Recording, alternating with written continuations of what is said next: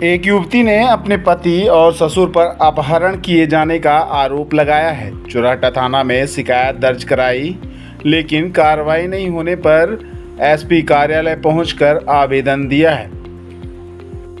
पुष्पा सोनी नाम की युवती गुरुवार को अपने परिजनों के साथ एसपी ऑफिस पहुंची। उसने बताया कि उसकी शादी 28 मई 2023 में रतहरा निवासी सुधीर रंजन सोनी पिता संतोष सोनी से हुई थी। शादी के बाद से ही उसे प्रताड़ित करने लगे थे, दहेज की मांग करने लगे थे। इसकी शिकायत महिला थाना में की गई थी। पुलिस ने मामला दर्ज किया था। युवती ने बताया कि उसी मामले में दबाव बनाने के लिए 13 जून को युवती का अपहरण ससुर और पति के साथ 2 अन्य अज्ञात लोगों ने किया था। गाड़ी में उसका अपहरण कर लिया गया था और जमकर मारपीट की गई थी। सिंदूर, बिंदी और चूड़ियां पहनाकर फोटो भी खींचा गया था। उसके बाद उसे रेलवे स्टेशन के पास उतार दिया गया था। इसकी शिकायत परिजनों के साथ युवती ने चुराहटा थाना में की थी, लेकिन 1 हफ्ते से अधिक का समय बीत जाने के बाद भी पुलिस ने किसी तरह की कार्रवाई नहीं की, तो परिजनों के साथ युवती एसपी कार्यालय फरियाद लगाने पहुंच गई। क्या नाम है? खुशबू सोनी। क्या शिकायत लेकर आई है इस पर? एसपी ऑफिस में मैंने शिकायत दर्ज करवाई, जिसमें कोई कार्रवाई नहीं हुई। क्या मामला था? मामला, हम अपने मायके में थे, वहाँ से हमारे ससुर ने हमें दबाव बनाने के लिए घर से उठा लिया था। कब? ये 13 तारीख को, इसी महीने में जी। कौन है, क्या नाम है उनका? हमारे ससुर का नाम संतोष सोनी है और पति का नाम सुधीर रंजन सोनी।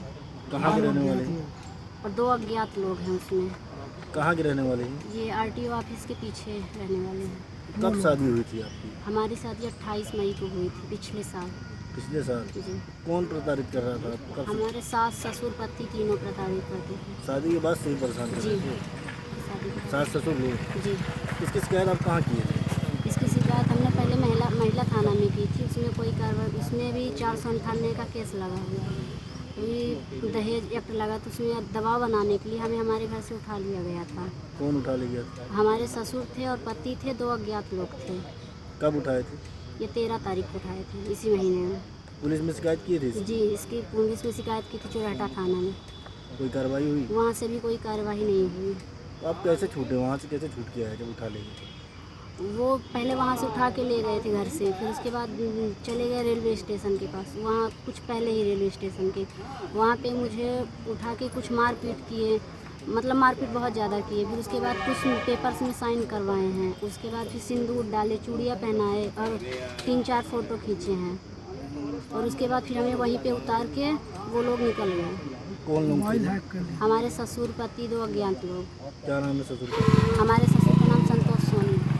वीरेंद्र सोनी नाम है। क्या पूरी घटना है बताइए? पूरी घटना ये है कि हम 28/5/2023 में इस बच्ची का शादी किए थे आरटीओ ऑफिस के पीछे रतहरा, वार्ड क्रमांक 11। उनका नाम संतोष सोनी है और जिस लड़के के शादी किया उसका नाम सुधीर रंजन सोनी है सर। तो क्या हुआ था कि जब शादी किए तो लड़की का विदा किए तो वो लोग दहेज के लिए इसको प्रताड़ित करते थे।